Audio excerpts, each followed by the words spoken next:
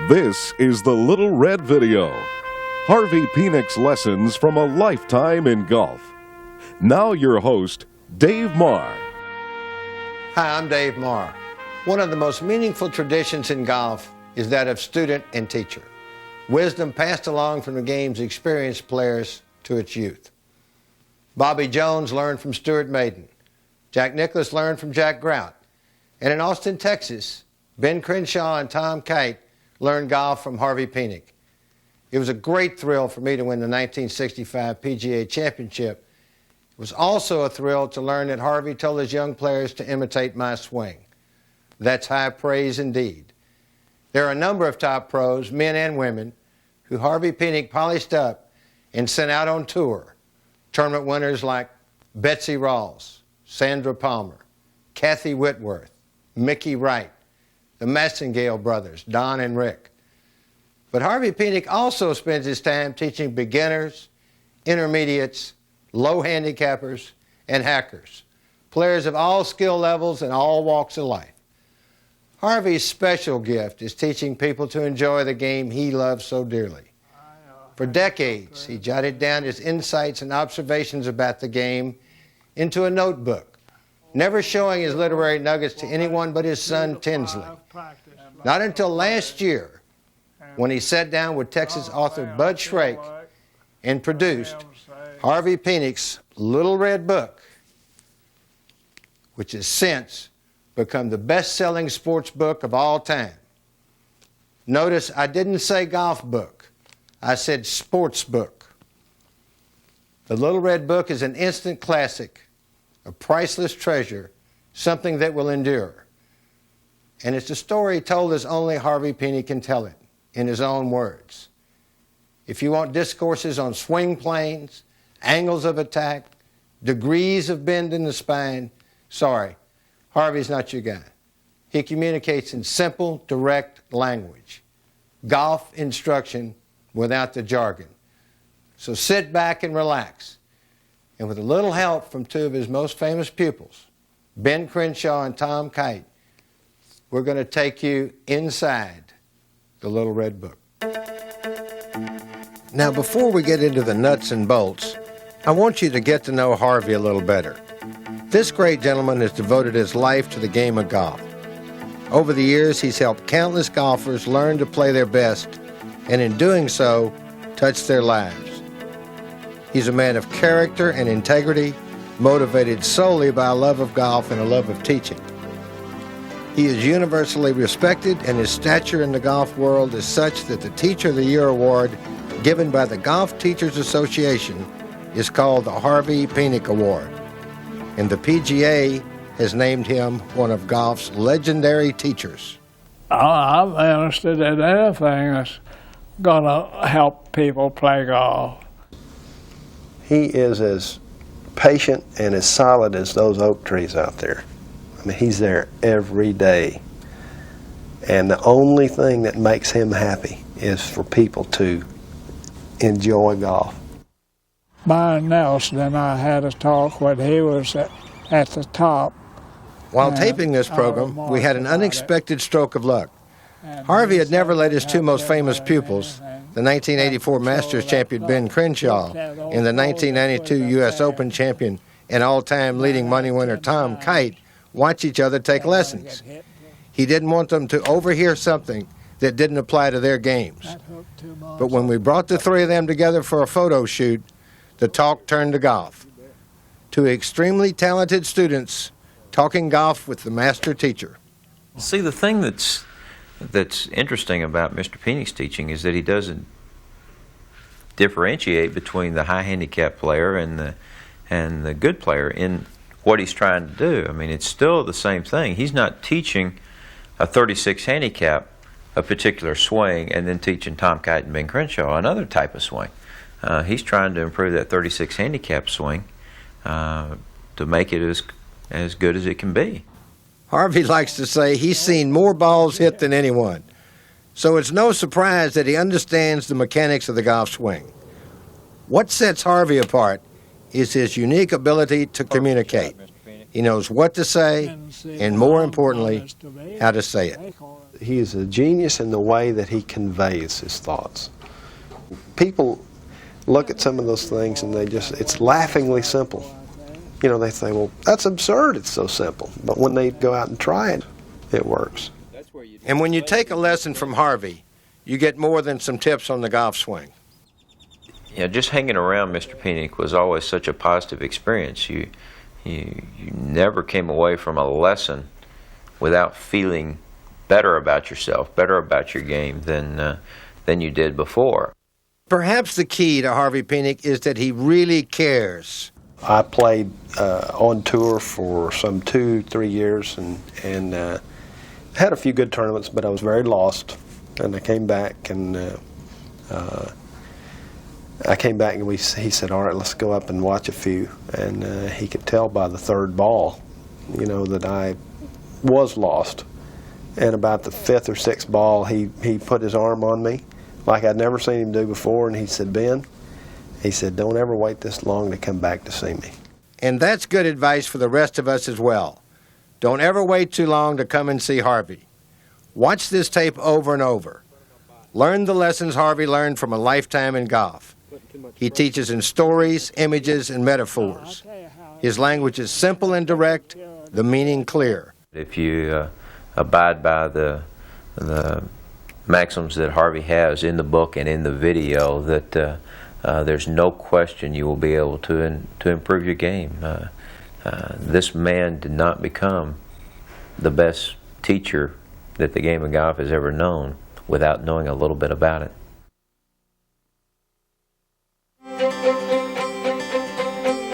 Harvey spent a lot of time working with his students on their grips.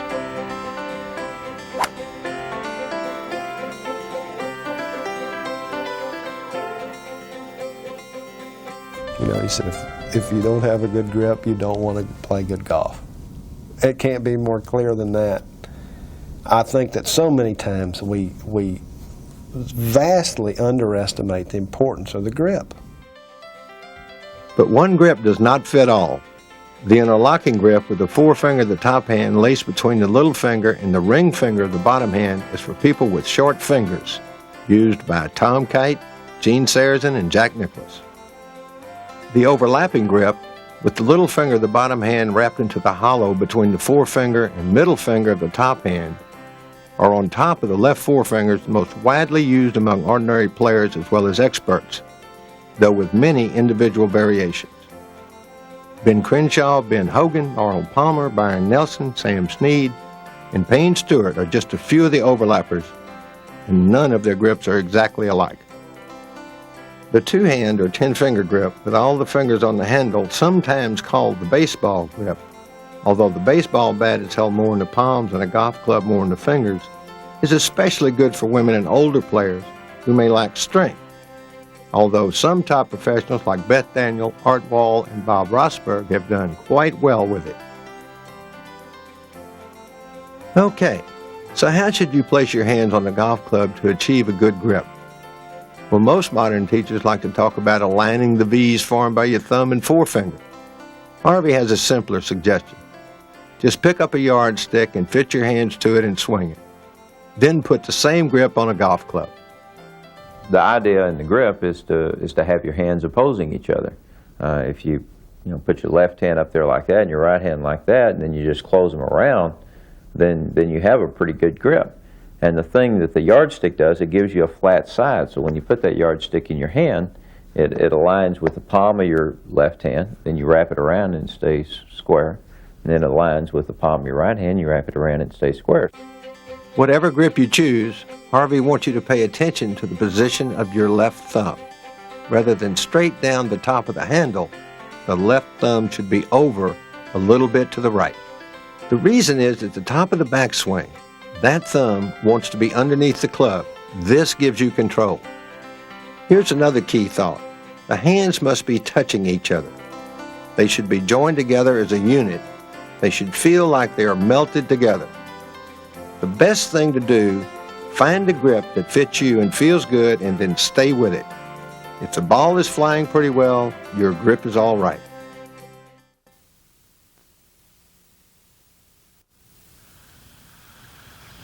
Here's a simple image to help you with your stance. Harvey wants you to face the ball plane, as if you were about to shake hands with somebody on the other side of it. There is no need to get your body twisted into some kind of funny shape. Key thing to the stance is that he wanted you to be in balance. That's the number one thing. He never promoted a really wide stance because it inhibited motion, inhibited movement, and didn't allow you to be able to swing the golf club in an effortless way. And yet at the same time, he knew that too narrow a stance didn't promote enough balance to be able to swing your arms fast without falling off balance. So he kind of gave you a little compromise there. He wasn't too keen on the turning out of the left toe and the squaring up of the right toe. He kind of wanted you to stand just like you normally stand. If you're a little pigeon-toed, he didn't mind you being a little pigeon-toed. If your feet turned out a little bit, he kind of wanted them to turn out. He didn't really want you to twist or turn. He wanted you to be as normal as possible. If you want to close your stance, pull your right foot back a few inches from the line and turn your hips and shoulders to fit it.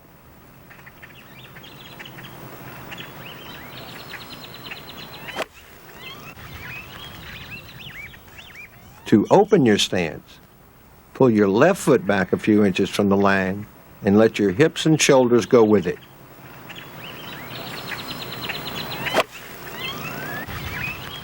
When you stand the ball, just flex your knees a little as if you were making the first move towards sitting down. Be comfortable and at ease, not straining anything.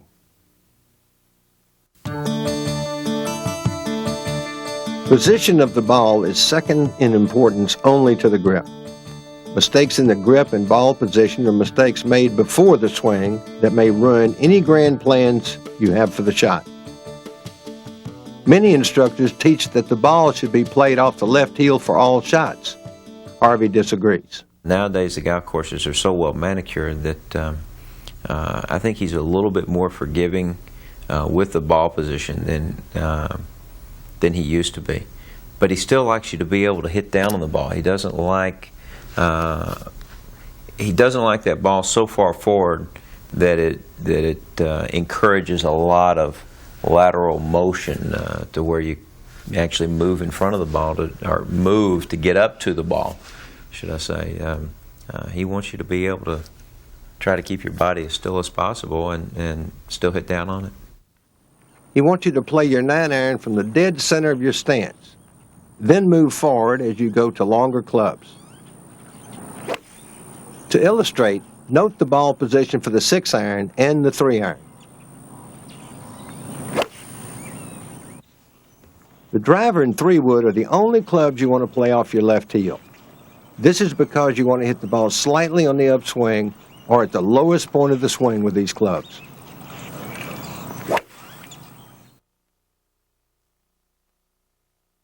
His 70 years in teaching gave Harvey a rare wisdom. He liked to say, if you play poorly one day, forget it. Play poorly the next time out.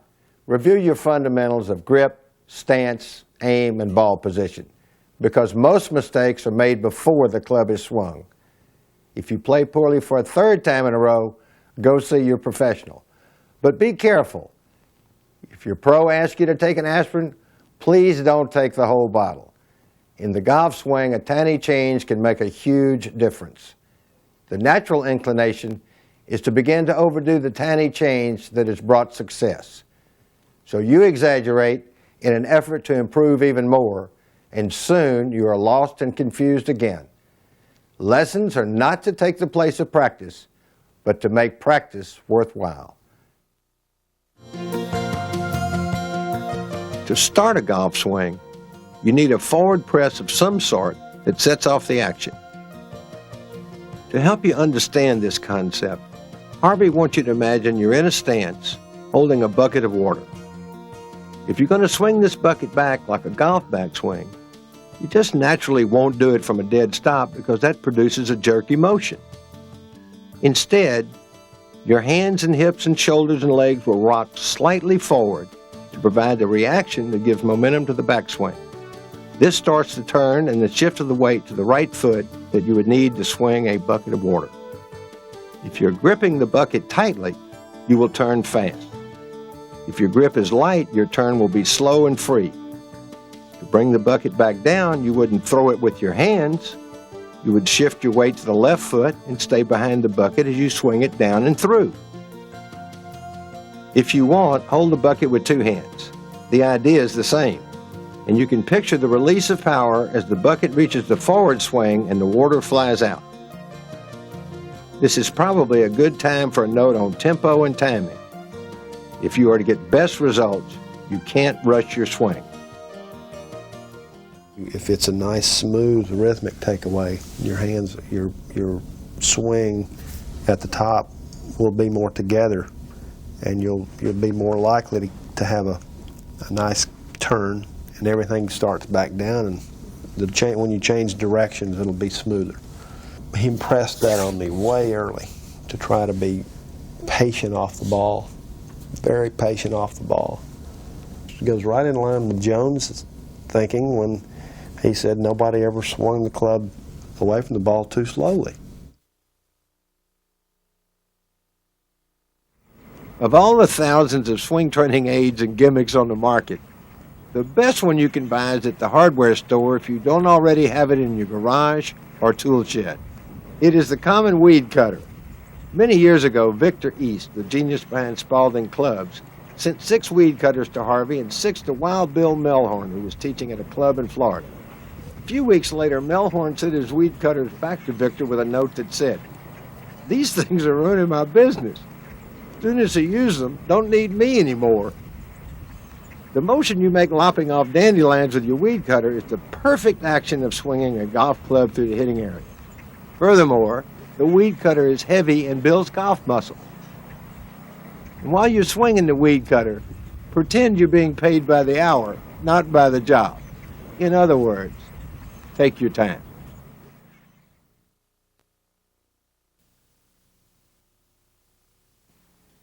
Harvey is one of the rare teachers who's enjoyed great success with players of both genders.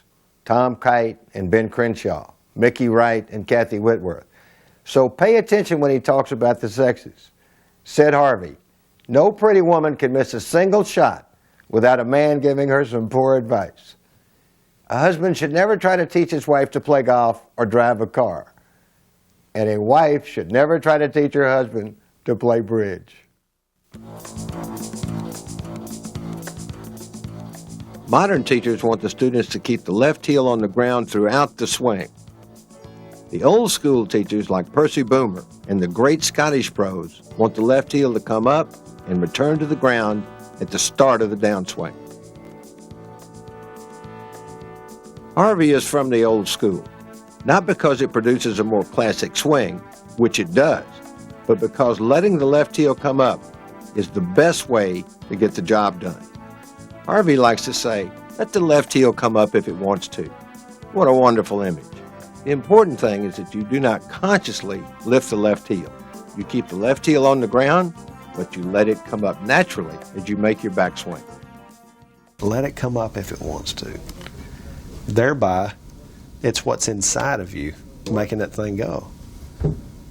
And that's the kind of thing that Harvey feels right in saying. The turn away from the ball and back through it again is a simple movement that has been made to seem complicated by different teaching theories and personal idiosyncrasies. As Horton Smith would say, the turn is just like that old song children used to sing. The ankle bone connected to the knee bone connected to the hip bone connected to the backbone connected to the shoulder bone. Now hear the word of the Lord. Harvey says keep it simple. Stand erect with your knees slightly flexed and your eyes on the ball. Think of the bucket image to start your forward press. Turn your body to the right with your weight shifting up to your right foot and let your left heel come up about an inch.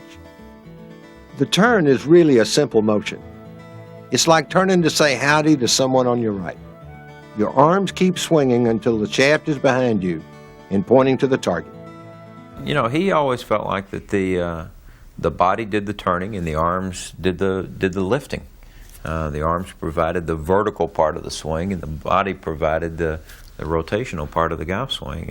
And you know, it's nothing more than standing up and having somebody behind you and saying, okay, you know, say somebody was behind me and they called out, "Hey, Tom," and I'd just kind of go, "Yeah," and I'd look around. There's the body turn, and then you put a little arm swing with it, and all of a sudden you're in perfect position at the top of your golf swing. You will read and hear many complex instructions about the turn. Coiling the torso and shoulders against the tension of the hips, for example, but not from Harvey.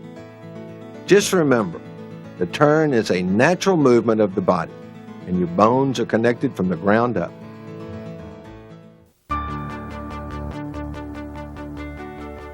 When Harvey says bring your right arm down back to your side, he means on the downswing.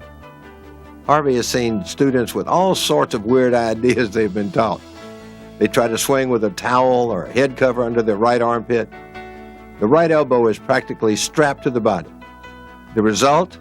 A swing that is too short and flat. Let your right elbow go back freely, but return it to your side when you start back to the ball. That's all there is to it.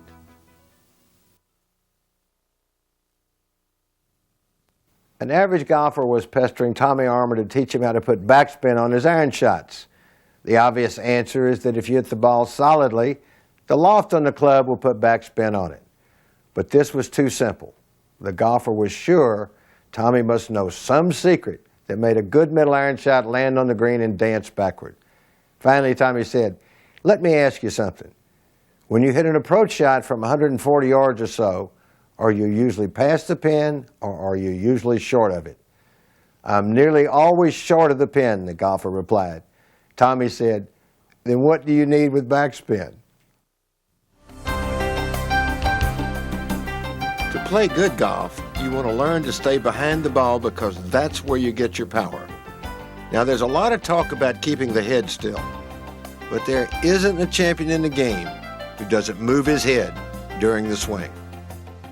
Let's take a look at Ben Crenshaw in slow motion.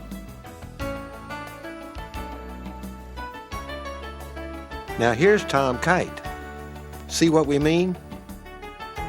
A good player lets his head move slightly backward before and during impact, never forward. But before you can stay behind the ball, you must get behind it. Harvey wants you to set up with your head behind the ball and keep your head behind the ball.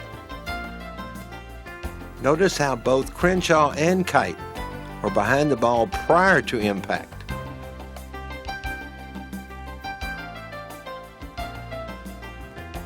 This is the key.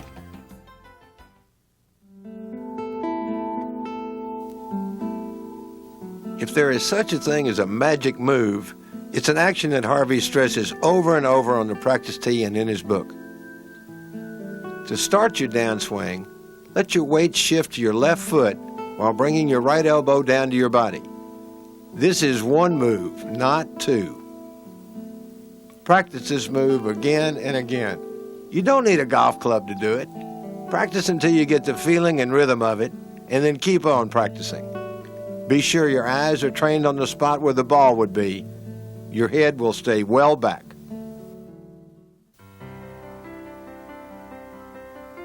Here is how Harvey wants you to make the mythical perfect swing that all golfers are always pursuing. Stand a few paces behind the ball and look down the line toward the target. Walk to the ball from behind, get a good grip, pass the club back of the ball square to the target, then adjust your stance to fit. Have a slight waggle and then set the club back of the ball again and make a forward press similar to what you would do swinging a bucket of water. In the first move back, as the club gets parallel to the ground, the toe of the club points directly up and the left heel starts off the ground. Let the club come on up, keeping your elbows in front of your body to the top of your backswing where the club head will be pointing almost to the ground. Return your left heel to the ground and simultaneously let your right elbow move back to your side as it comes down. Weight has started shifting to the left side. Your forearms cross over as they swing. Your head stays behind the ball and perhaps even moving slightly more behind it. Finish with your forearms in front of you. A good finish shows what has gone before it. Let your head come up to look at the good shot. On your follow-through, the right foot merely helps you hold your balance. If you have lost your balance during this mythical perfect swing, it is probably because your grip is too weak or too tight, or both. Practice this at home in slow motion without a ball. Be sure you don't watch the club head go back. Swing the club head at a spot every time. Force yourself to approach the ball from behind before every swing, even on the carpet. Make 10 to 20 mythical perfect swings each night, teaching your muscles what your brain wants. Using a weighted club during this exercise can be even more beneficial. When Harvey's student Betsy Rawls was in a playoff for the U.S. Women's Open Championship, Harvey sent her a one-sentence telegram that said simply, "Take dead aim. Betsy won the playoff." For golfers who might not understand Texas talk, what Harvey means is shut out all thoughts other than picking out a target and taking dead aim at it.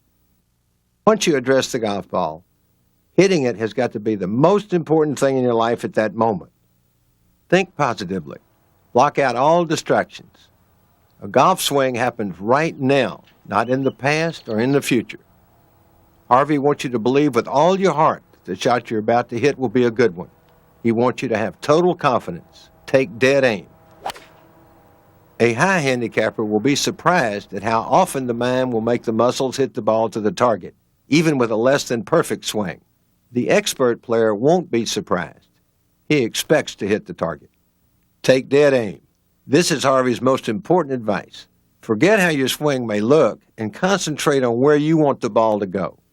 Pretty is as pretty does, and this is a great way to calm down a case of nerves. Take dead aim. Don't just do it from time to time when you happen to remember. Make it a point to do it on every shot. Take dead aim. He says that when you're getting ready to play a golf shot, the most important thing in your life at that particular moment has to be playing that golf shot. And when you really think about take dead aim, it takes your mind off of your swing. Because I don't think there's anybody who has ever played golf who has ever hit a really wonderful golf shot, and you after it happened, you pick up your bag and you start walking down the fairway, and they say, well, how did that shot happen? Why was that shot so good? What thoughts were going through my head when we hit that ball? Usually nothing. It was subconscious. It was usually because you really picked out that target and you let the thing happen. It was a reaction. And it all just felt wonderfully sublime. And why is it when we don't play well that our mind is so cluttered with all of this garbage that is an interference? Probably somewhere along the line we forgot to take dead aim. Take dead aim, even on the shorter shots. But how can you tell where you are aimed? Harvey wants you to take your stance and hold the club shaft along the front of your thighs. Look where the club is pointing and you'll see where you are aimed. Laying the club on the ground at your feet will tell you very little. Take dead aim, you'll be pleased with the results.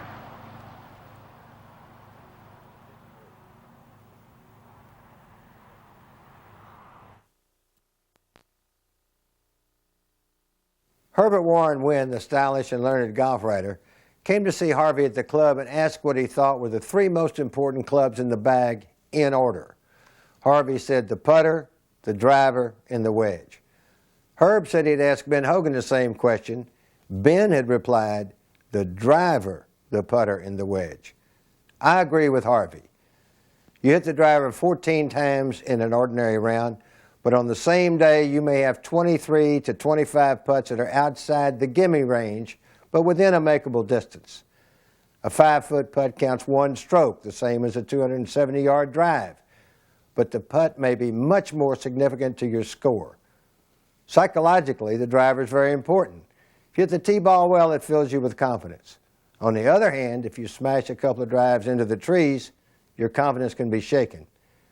But nothing is more important psychologically than knocking putts into the hole. Sinking putts makes your confidence soar, and it devastates your opponent. A good putter is a match for anyone. A bad putter is a match for no one. And the woods are full of long drivers.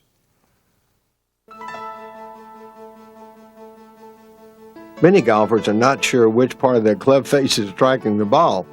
Harvey's got a simple way to find out. Take a can of talcum powder with you when you practice. Powder the ball, hit it,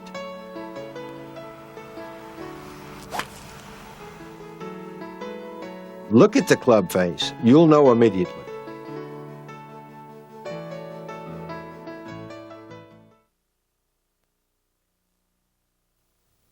Here's another of Harvey's great mental images. When you hit your driver, don't think about hitting the ball. Instead, merely clip the tee. Try it. Don't hit the ball, just clip the tee. This will take the club straight through, and you'll be pleased with the results. Clip that tee with those wooden clubs. I remember him saying that distinctly. It's a very simple phrase, and it gives one an idea of what we're trying to do with a wood shot, and that is, it's a sweeping blow.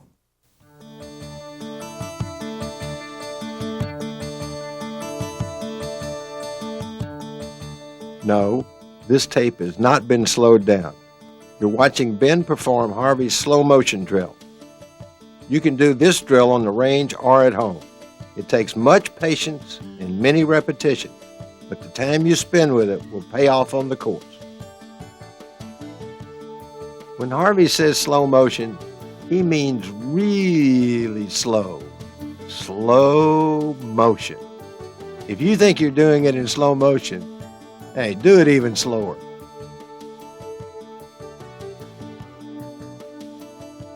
Swing your club to the top of the backswing. As you reach the top of the backswing, replace your left heel solidly on the ground, and at the very same time, bring your right elbow in close to your body. Very, very slowly. Bring the club down in extreme slow motion, about 1/3 of the way toward the ball.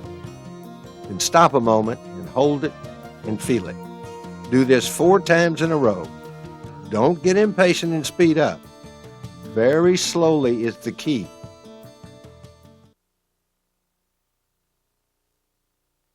The average golfer does not improve stroke by stroke. Improvement comes in plateaus. The higher your score, the faster you can lower it with the short game. There's no mystery to it. Anybody who plays much golf knows that about half of his shots are struck within 60 yards of the flagstick. And yet, when I see an average golfer practicing, where is he? Most likely he is on the range banging away with his driver. If you ask a golfer what percentage of his time he spends on his short game in comparison to hitting the longer shots, he'll probably tell you that he gives the short game 10 or 20%. This is usually a fib. The average golfer will devote 15 minutes to stroking a few putts if he has the time before he heads for the first tee, and that's about it for the short game practice. Well, if you want to see a radical improvement in your game and cut off 5 strokes in a week or two, you must make a radical change in the way you practice. For 2 weeks, devote 90% of your practice time to chipping and putting and only 10% to the full swing. If you do this, your 95 will turn into 90. Harvey guarantees it. It's boring. It is boring to roll a ball. It really is. And yet that's the most important thing, is to be able to roll it and roll it the right distance and get it on line, be it a chip shot or a putt. The chipping and putting is hard work. That's the work of it, but that's where all the rewards are. When I'm practicing, I try to hit bunker shots every day. I try to hit putts for at least 30 minutes and usually an hour a day. Try to hit chip shots, little wedges every day. Try to hit some distance wedges, you know, the 30, 40, 50 yard wedges, so that I can take advantage of the par fives. And you know, I really focus in on that area inside 100 yards. So if you want to knock 5 shots off your game in a hurry, leave your long clubs in the bag and head for the green. Bobby Jones said the secret of shooting low scores is the ability to turn 3 shots into 2. Emerson said, thinking is the hardest work in the world, that's why so few of us do it. Too many golfers think chipping and putting is hard work. That's why so few of them do it.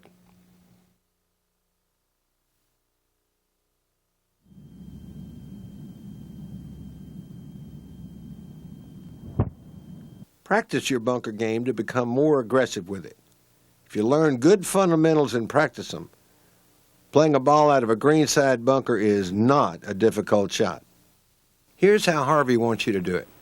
First, grip your sand wedge high on the handle as you would for a normal iron shot. This encourages you to take a full swing all the way to a high follow-through without quitting on the shot when the club strikes the sand. Play the ball with the shaft pointing at your zipper and your hands slightly ahead. Take a square stance and open your club face so that it points right of the target.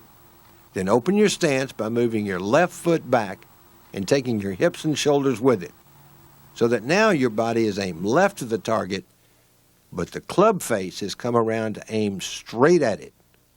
Shift a little more weight onto the left foot than on the right.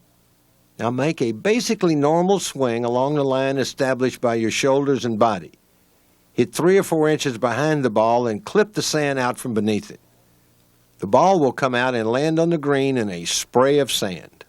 You're using the bounce of the sand wedge by opening up the face. You're setting yourself left so you don't have to pick the club up to the outside and chop across it to get your outside in swing. And all you're doing is just, like I said, just taking a nice shallow cut out from under the ball. Very simple, very simple. It's so simple it's scary. Anybody ought to be able to play decent bunker shots. Practice this shot for a few hours and you'll become an aggressive bunker player. You won't need to worry again about escaping from the bunkers now. You will be at the pin.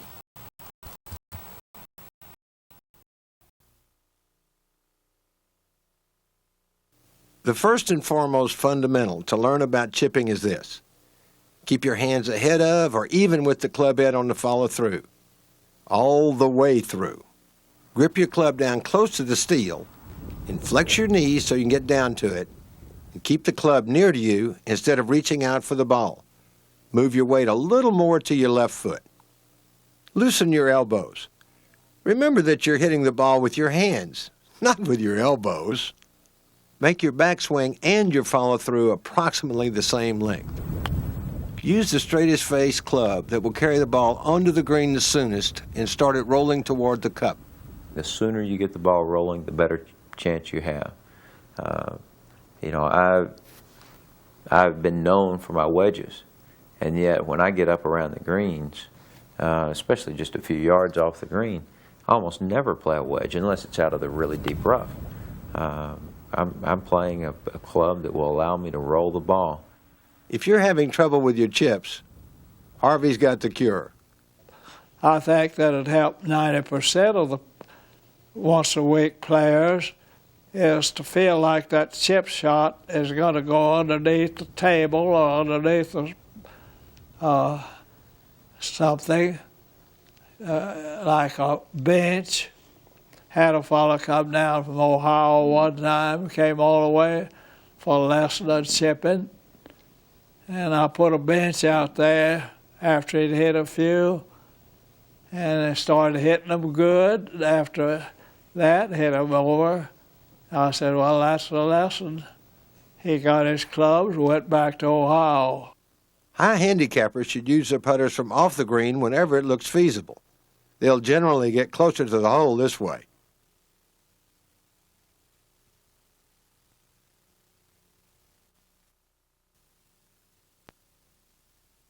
Just as in chipping, The first and foremost fundamental to learn about the putting stroke is keep the hands even with or ahead of the blade of the putter on the follow-through.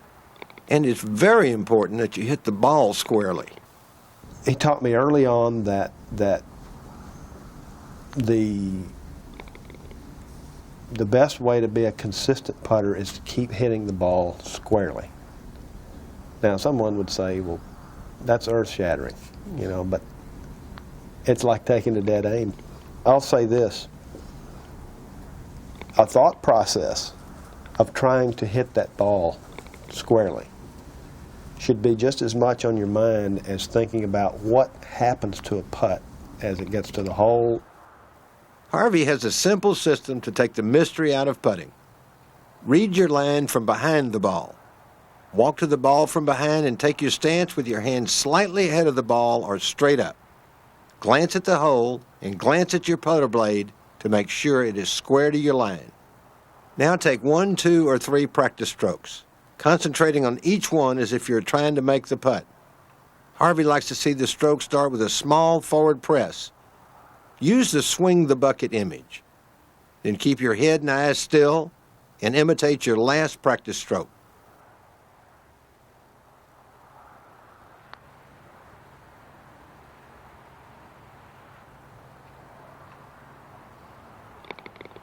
One great value to this system is that it puts your mind on the stroke and not on the importance of the putt.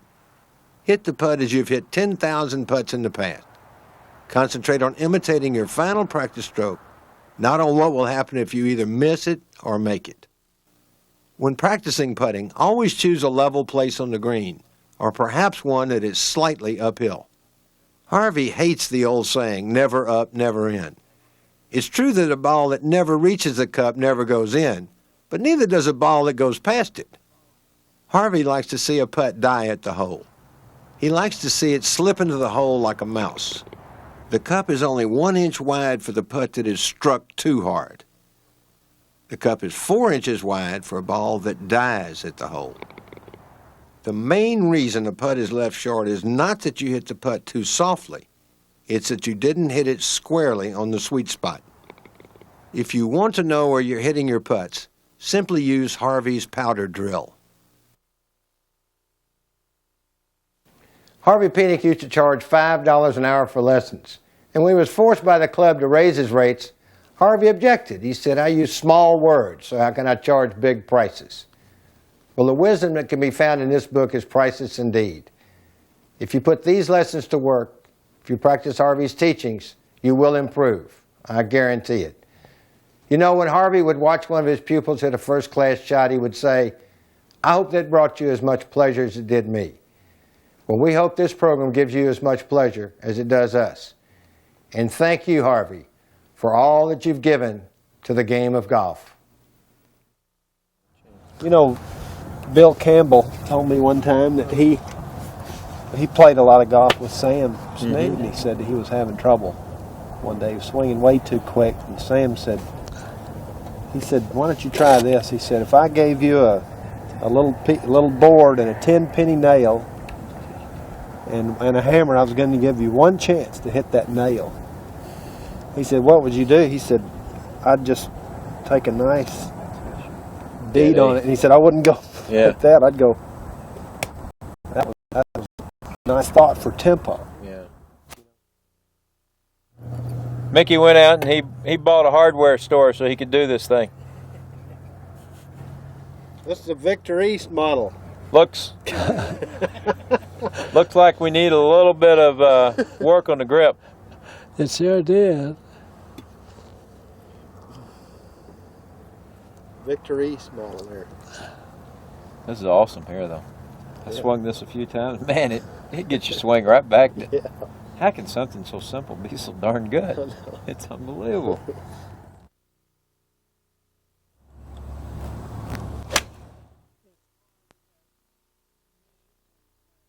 Mr. Penick, thank you for a great day. Thank you.